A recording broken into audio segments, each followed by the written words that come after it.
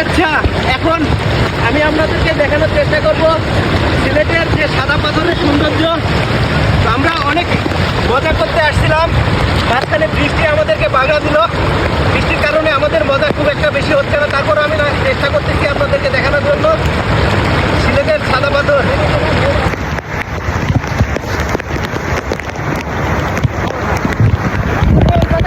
আমার পাশে দেখা যাচ্ছে ওটা ইন্ডিয়া, আর আমি এখন যেখানে অবস্থান করতেছি এটা বাংলাদেশ সাদা পাথরের অঞ্চল।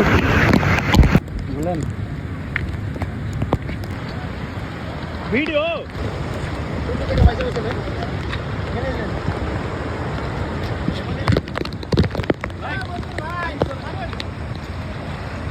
লোকেশন